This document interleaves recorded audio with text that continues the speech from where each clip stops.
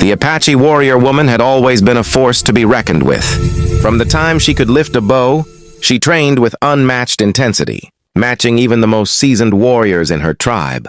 Her courage in battle was legendary, and her name was spoken with reverence across the plains.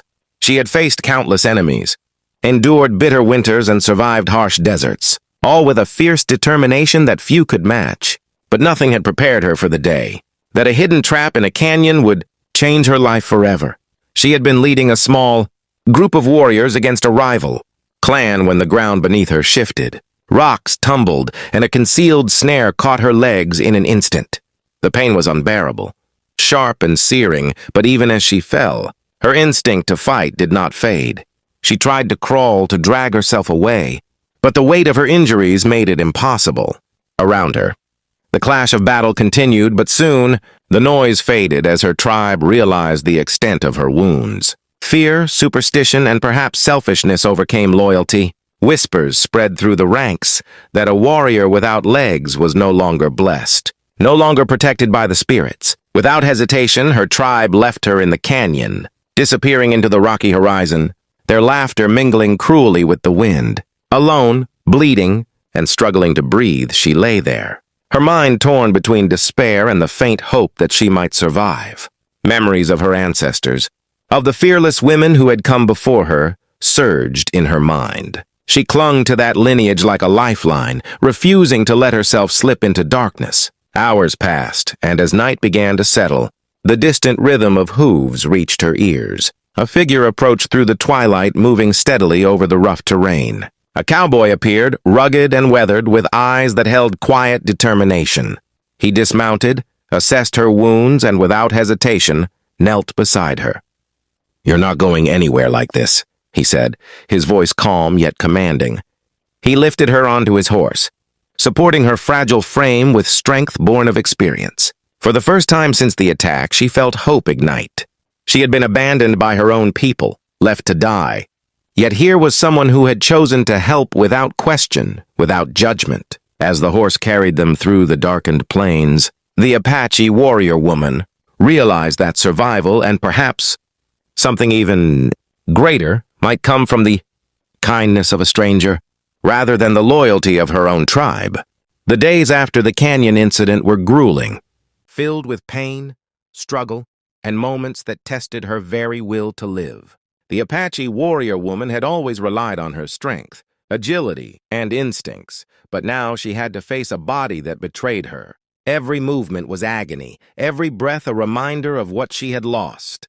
Yet through it all, the cowboy, whose name she learned was Jesse, remained steadfast. He tended to her wounds with care, using clean water, cloths, and herbs he carried in leather pouches. His hands were firm yet gentle, and for the first time in what felt like forever, she sensed safety, a rare and fragile feeling she had thought lost. Jesse spoke little, but his presence was enough. He never asked her to explain her story or relive the battle, and he never pitied her.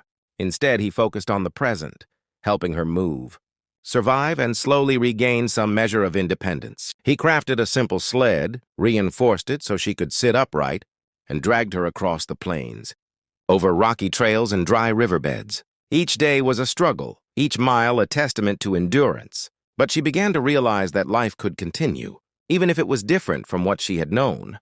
In the quiet moments by the campfire, she reflected on her past, her tribe, and the betrayal that had left her alone in the canyon. Anger rose and fell like waves, but Jesse never judged her emotions. Sometimes he simply sat nearby, humming a low tune or sharpening his tools, giving her space while offering comfort. Slowly, the warrior within her began to awaken again. She discovered new ways to hunt small game, to defend herself, to navigate the land from her seated position. Pain was still ever present, but it no longer defined her. Their bond grew in these silent, shared experiences. Laughter emerged when one of Jesse's attempts to teach her tricks with the sled failed, and small stories of his past life on the plains sparked curiosity and warmth. The Apache warrior woman began to see Jesse not just as a savior, but as a partner, someone who understood the strength of spirit without diminishing it. One evening, as the sun dipped behind the horizon, he said simply, "You're still a warrior." Never forget that.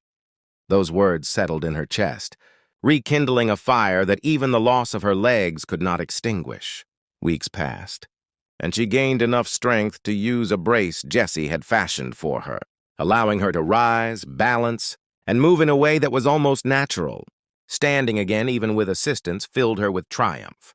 She realized that survival was no longer about mere endurance. It was about reclaiming her identity, her independence, and her spirit. The warrior who had once been abandoned was returning, stronger than ever, with a new life slowly taking shape beside the cowboy who refused to leave her behind. Word of the Apache warrior woman's survival eventually reached her tribe, carried by travelers and whispers on the wind. At first, many refused to believe. How could someone left for dead in a canyon not only survive but thrive? Those who had abandoned her were filled with guilt, shame, or disbelief. Some avoided speaking her name, while others debated what it meant for their honor and traditions. Yet the warrior woman, with Jesse by her side, knew that she no longer needed the approval of those who had forsaken her. Her strength, forged in pain and perseverance, had become proof that she no longer belonged solely to them. She belonged to herself. When she finally decided to confront her tribe, it was not out of anger or a desire for vengeance, but for closure and understanding. Jesse guided her to the village, supporting her as she moved with the braces he had crafted. As she approached familiar faces, she saw shock and awe in the eyes of her former companions.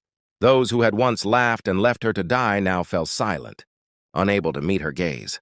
Yet she did not falter. She stood tall, her posture proud, her eyes fierce. "I survived," she said, her voice unwavering, carrying the weight of every struggle, every night of pain, every moment of despair she had endured. "Not because of you, but because of me and him." Jesse's steady presence beside her underscored her words, a living testament to loyalty and kindness. Her tribe struggled to reconcile their shame with the reality of her strength. Some offered apologies, tentative and trembling, while others could only bow their heads in silence. The warrior woman listened, not with anger, but with clarity. The betrayal had cut deeply, yet it no longer controlled her life. What mattered now was the life she had rebuilt, the power she had reclaimed, and the bond forged with the cowboy, who had never abandoned her when everyone else had. She realized that her true family had become those who chose to stand by her in her darkest hours, not those who abandoned her when she needed them most. In time, she returned to the plains not as a victim, but as a living legend, a warrior who had faced death and emerged stronger. Her ingenuity, courage, and resilience inspired others, proving that the spirit of a warrior could not be defined by limbs or circumstance, but by the unyielding fire within. With Jesse, she carved a new life of freedom, respect, and love. The past, with all its pain and betrayal, remained a reminder of her strength, but it no longer chained her. She had survived, she had risen, and she had discovered that sometimes the hands that save you come from the most unexpected places, transforming the course of a life forever.